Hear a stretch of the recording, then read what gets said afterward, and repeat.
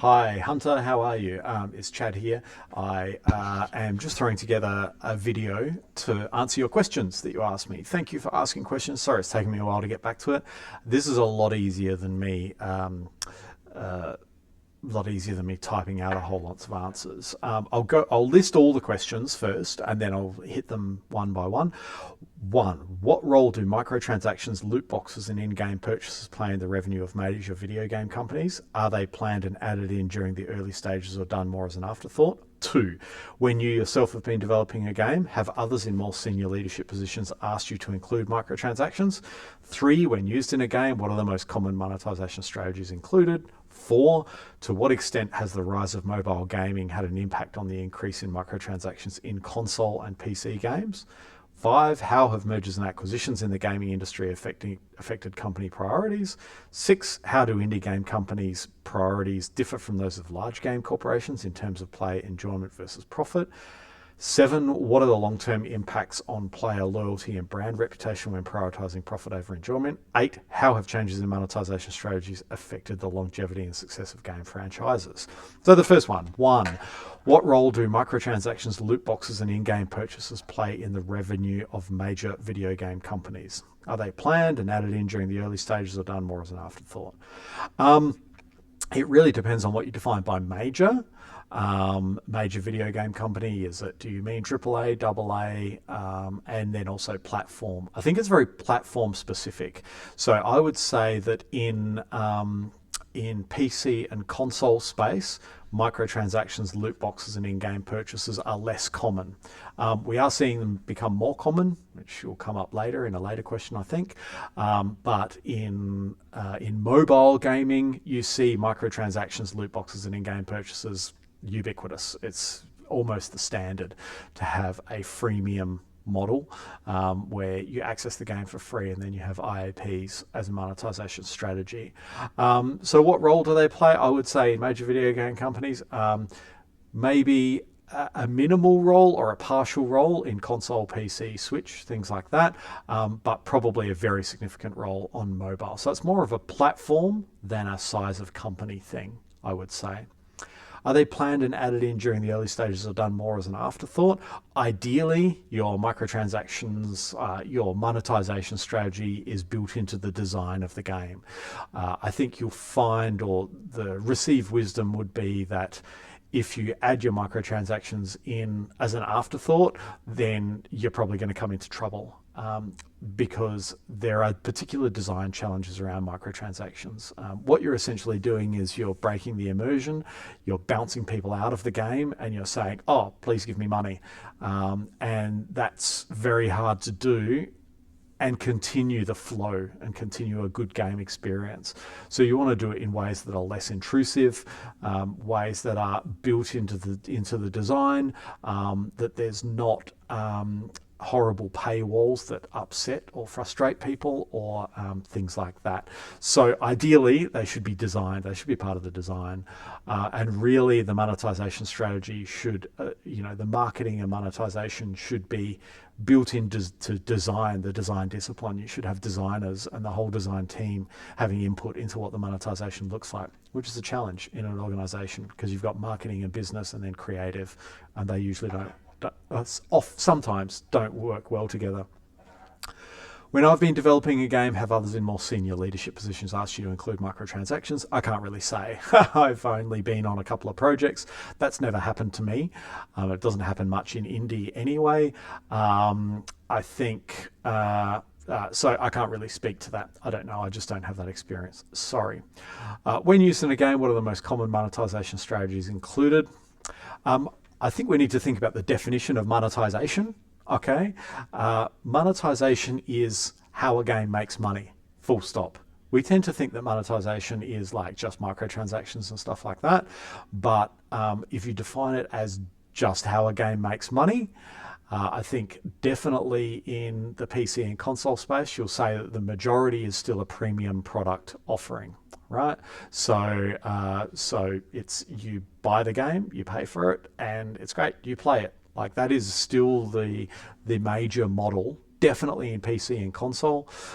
In mobile, as I said, you'll see a lot more in-app purchases. That's broadly what you could say, in-app purchases or microtransactions. Normally along those lines, from what I've seen, not heaps of experience, and I've not worked on a project that uses these, but from playing them myself and watching my daughter play them, normally what happens is the game is offered as a freemium product, and you'll get a limited set of content, right? And so you can play the whole game. You can do everything that you should be able to do in the game. I don't think players like it when they feel like they're not able to do all the things in the game that they should be able to do. So in terms of mechanics, in terms of gameplay, in terms of the things that you can do in a game, you're generally able to get that for free. Then what happens is that you'll find that the in-app purchases are available for content, for extra content. So for example, I'm familiar with a game called Toca Boca World, and it's like a 2D design your house type thing, right? So you get a house, you put it on a plot of land, and then you go inside the house and you fill it with furniture and characters like people and props, and they wear things, and there's things that happen. Now you get that game for free, and you can do all of those things. It's great, and you get 2 or 3 houses that you can do, and you get 160 items that you can use to populate the world or whatever, and that's great. That's all for free. But then if you want access to broader content, you want more houses that you can build into, you want more pieces of furniture, you want more clothes that your characters can wear, you want more options like that, then you get into in-app purchases, and they tend to be packages. So you'll get a package of the Fantasy Paradise Party House, and that'll have a house and 64 pieces of furniture and 120 props that you can use for $4.99, and you buy that, and then you've got access to all that content. That's how I've seen it happen in mobile.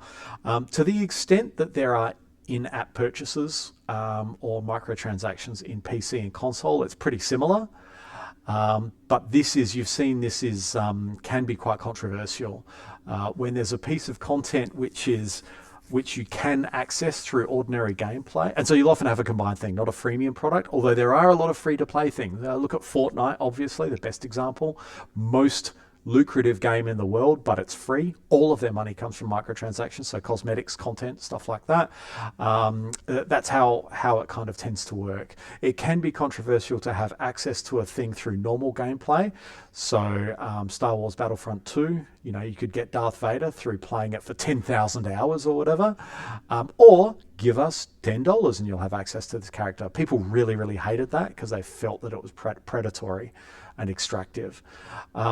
So there are probably more diverse monetization strategies in PC and console. Probably the one I'm most familiar with at the moment is Helldivers 2, where you've got the premium war bonds. And you've got basic access to the whole game and all the functionality, all the mechanics and all the features for a mid-price game. It only costs $80 compared to the normal $120. Great value, if you ask me. I love the game. And you can play everything. You have access to everything. You're not really locked out. But if you really want access to the new the new content, the new weapons. Recently, they've included cosmetics only, which has been a bit controversial, but basically new weapons, new functionality, not new mechanics, but just more content, different weapons and grenades and boosters and things like that. Then you can pay a certain amount of money, or you can use an in-game currency that you gather kind of slowly. I haven't seen many people get super upset about those strategies in Helldivers. What they do tend to say is that the new content's not very good. It can't be too much better, can it? Because if you're going to ask people for extra money, and then it becomes a pay-to-win type thing. So a couple of key terms you might explore in your research is predatory monetization. That's what people talk about a lot, and then pay-to-win mechanics. If it's seen that you can just pay lots of money and you'll win, especially in PvP, so player versus player, then it tends to have a really bad reception.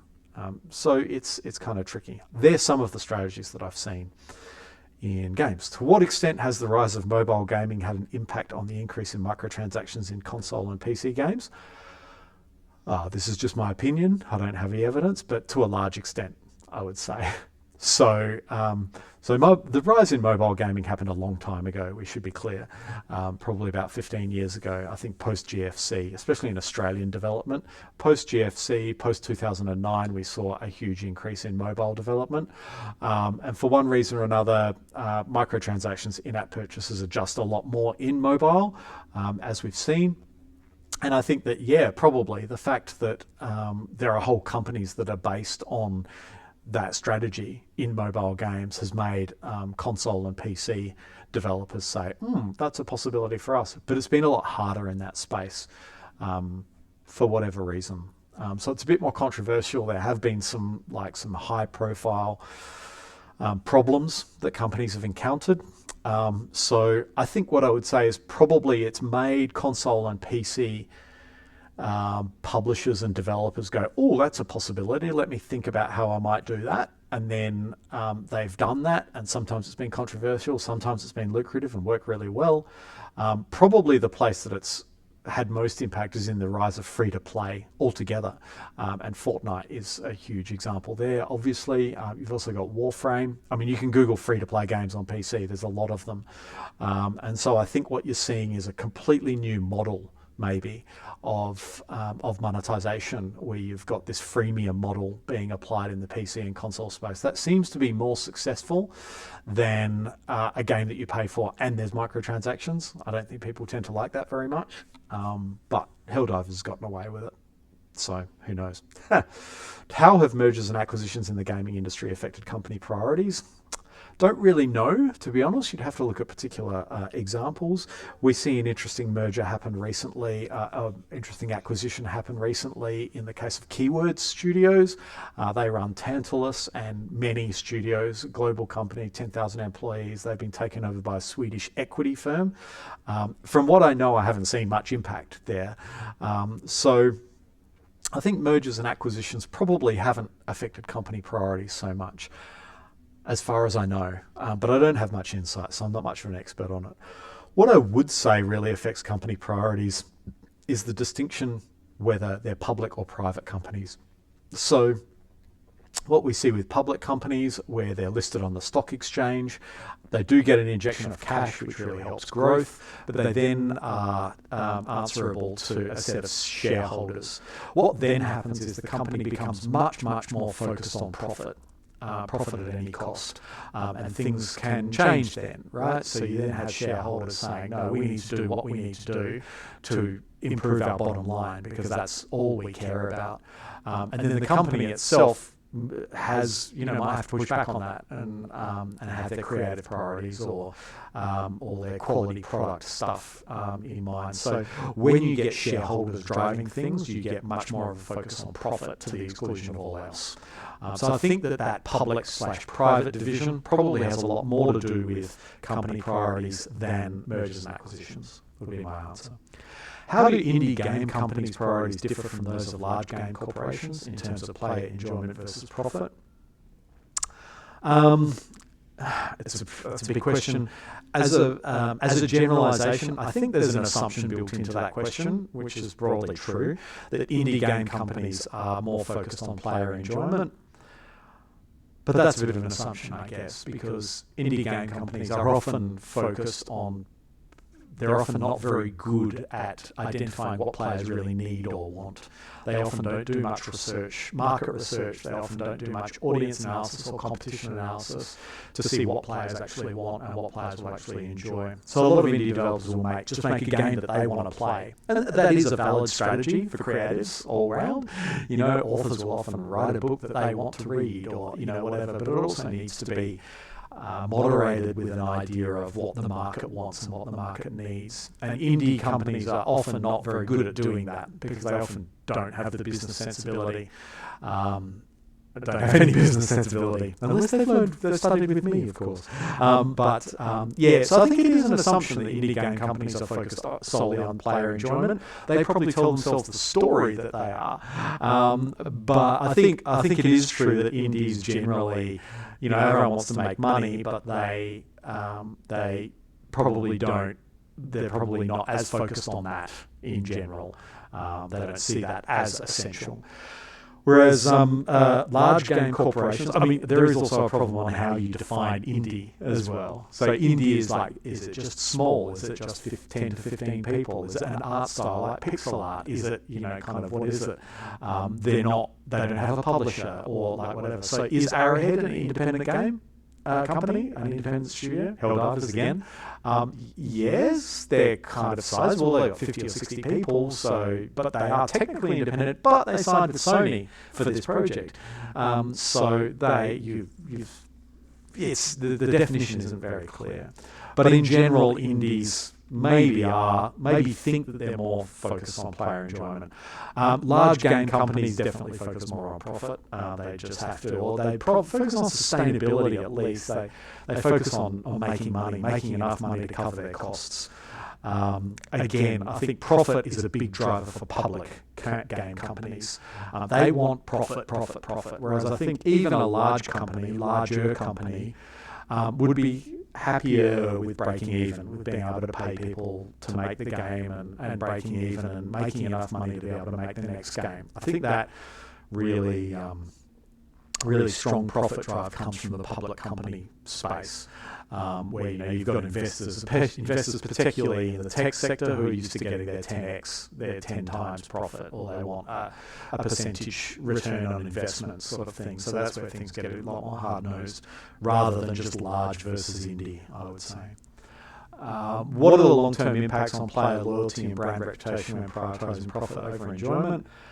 I think there are some assumptions in that question as well. So it's, I think that what you're thinking, or the drive behind this question is that, these big companies just prioritise profit and they don't care about their players before, and they're going to lose loyalty and brand reputation. That's the kind of story I see in a lot of discourse, like fan discourse and all that sort of thing. The big company doesn't care about players anymore. Oh, we're going to leave, the game's dying, all that sort of thing. We see that a lot in the Helldivers communities at the moment, right? But I mean, I think also, prioritising profit, I think that, profit can be greedy, but also profit is important because your profit is what pays for your next project. The problem with making games is you make a game for 3 or 4 or 7 years and you can't sell that game until it's finished. It's not like many things where you can get progress payments. So when someone publishes a game, they're already in the hole, right? They've already spent a lot of money and a lot of resources just to make that game. So the money that they make backfills that. And then what they want, the profit that they make, hopefully helps them make the next game. So I don't think profit's necessarily evil or bad, and making money isn't evil or bad because, the people who make games need to pay their mortgages, need to feed their kids, need to, live as well, right? So I think we often have this kind of money is bad attitude. And this is to do with the idea that, maybe games are a creative expression. It should be art, and art is above economics and things like that. But I would also kind of challenge some of the assumptions of this question by saying, actually, player enjoyment is what leads to money being made as well, right? So we often see them as mutually exclusive, right? But if players don't enjoy a game, it's not going to make any money, right? And if you don't make money from a game, you can't make the next game that hopefully players will enjoy. You know what I mean? So actually there is a way of thinking through this thing where player enjoyment and making money are actually intertwined. And I think the most successful companies at all levels, AAA right down to indie, do focus on both of those things. So I think the two things can go hand in hand. You want to have player enjoyment. You want to have a game that's good, but it needs to appeal to a market. It needs to be the kind of thing that people are going to play on that platform that there aren't already 100 games of already, because it's a very saturated market, right? So, you can't make a game that people are going to play if you don't make enough money to make the next game. You know what I mean? So the two can actually go hand in hand. They're not necessarily mutually exclusive. So I'd be careful about models where we go, you either care about players or you care about money, or you either care about, having a good game or you care about money. Like, the two can actually go hand in hand quite well. Within a company, you can have some tension between those two things. There's an excellent book called Creativity Inc. by Ed Catmull, which is all about Pixar. He's the founder of Pixar. And he says that in Pixar, there's a thing called the the ugly baby and the hungry beast. And the ugly baby is the creative side, like the ugly baby is like this this film that needs to be made, right? And it doesn't come out perfect. It's not conceived of perfectly. It needs a lot of support and it needs attention and it needs rigorous feedback and production and development and investment. It needs to be protected, right? So that it can become this beautiful creative product that Pixar are well known for. But there is also a hungry beast, which is the business side of things. And that's like timelines, deadlines, marketing, merchandise, all of that kind of thing that we usually consider like nasty, gross business stuff. And a successful company genuinely needs both of them, and they need to be in tension with each other. So you can't have one eating the other, because if the creative side dominates, then the thing's never going to get finished, and it's never going to get finished to budget, and the company's going to collapse, right? Because creatives, they'll just take as long as you give them, right? You know, like if you get an artist to do a thing, they can take 10 years to do the thing if you let them. So you have to have this other side. But obviously, if you have the hungry beast and you only care about profit and you only care about business, it's going to consume the ugly baby or the creative side, and you're not going to have a good product. So the two are actually in a symbiotic relationship. They need to be, they support and feed off each other, but they should also be in tension. So you should have some conflict, some disagreement, some tension between them, but they need to be balanced as well in the system. So it's a very complicated question, that one. How have changes in monetization strategies affected the longevity and success of game franchises? Oh, that's a really big question. I think maybe, again, the assumption in that question is that now we have monetization, game franchises aren't lasting anymore. I think that's certainly true with some, and it's affected companies a lot. So you can look at, again, Star Wars Battlefront 2, I think, was the one. And you Google it, you'll find a list of things where monetization strategies have had a really bad impact on franchises. But, you know, also monetization is also just making money, and games are a business and they just have to make money. Otherwise the companies don't survive and the game never gets made, or the next game never gets made. So I think that, you know, different monetization strategies have enabled like studios to have different pathways to sustainability. It's actually been a positive thing. So for example, Arrowhead is like doing really well, and they're doing well off the premium sales of their game, and they're also doing well off the war bonds. And, you know, good on them. They deserve it. It's a great game. They work really hard. It's a masterpiece, I think, in PvE multiplayer squad-based extraction shooter third-person thing, you know. So, you know, good on them. So I think the effects of different monetization strategies have been very different in different companies and different case studies, and I don't think you can make a generalization across them.